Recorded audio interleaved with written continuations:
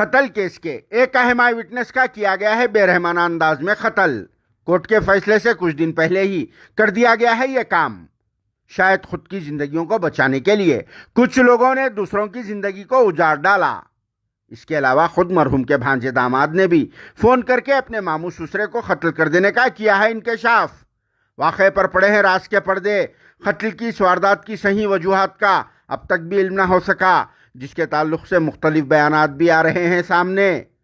جی ہاں، قتل کی یہ واردات 14 ستمبر چاشمبے کی رات اولڈ سٹی کے ساؤتھ زون میں بہادرپورہ پولیس اسٹیشن لمٹس کے حسن نگر میں پیش آئی، جہاں لبے سڑک راجندر نگر پولیس اسٹیشن سے وابستہ ایک راؤڈی شیٹر منور خان الیاس بابو کو مہلک ہتھیاروں سے حملہ کر کے قتل کر دیا گیا۔ 38 سال عمر والے مرحوم بابو پہلے ریئل اسٹیٹ کا بزنس کیا کرتے تھے، مگر اب پارٹنرشپ میں حسن نگر میں ہی ہوٹل چلایا کر رہے تھے، جن کے قتل کی اصل وجہ اب تک معلوم نہ ہو سکی اور حملہ کرنے والوں کی بھی شناخت نہ ہو سکی۔ مگر مرحوم کی بڑی بہن آسیہ کا بیان ہے کہ بابو کے مرڈر کے بعد آسیہ کے ایک داماد جابر نے اپنی بیوی کو فون کیا اور کہا کہ تیرے ماموں کو میں نے مرڈر کر دیا ہے، اور اس کے بعد سے جابر کا فون سوئچ آف آ رہا ہے۔ اور پھر آسیہ نے اپنے بیان میں یہ بھی کہا کہ جابر نے ہی ان کے بھائی بابو کو مرڈر کیا ہے، وہ بھی پکا نہیں بول سکتے۔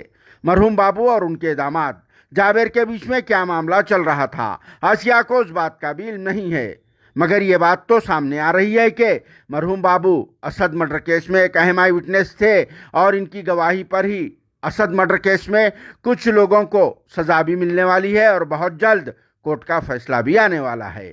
یہاں اس بات کا تذکرہ بھی ضروری ہے کہ سلسلے وار قتل کی وارداتوں کا آغاز کچھ سالوں قبل ہوا تھا۔ سب سے پہلے حسن نگر میں رہنے والے ایک مشہور و معروف آدمی حاجی کا مرڈر کیا گیا تھا۔ اس کے بعد سال 2013 میں حاجی کے مرڈر کیس میں ریونج کے طور پر جعفر کو ہلاک کر دیا گیا۔ اس کے بعد جعفر مرڈر کیس میں ریونج کے طور پر سہیل کو موت کے گھاٹ اتار دیا گیا، اور سہیل قتل کیس میں جوابی کارروائی کے طور پر اسد کو مرڈر کر دیا گیا۔ اسد مرڈر کیس میں راؤڈی شیٹر منور خان الیاس بابو اہم آئی وٹنس تھے، اور اب ان کا بھی کام تمام کر دیا گیا، جس کے بعد دیکھنا یہ ہے کہ قاتلوں کا اگلا نشانہ کون ہوتا ہے اور اس طرح کے وارداتوں کا سلسلہ کب تک جاری رہتا ہے۔ ویسے بھی پولیس تحقیقات میں کیا بات سامنے آتی ہے، اس کا بھی انتظار ہے۔ Bureau report, RS news, Hyderabad.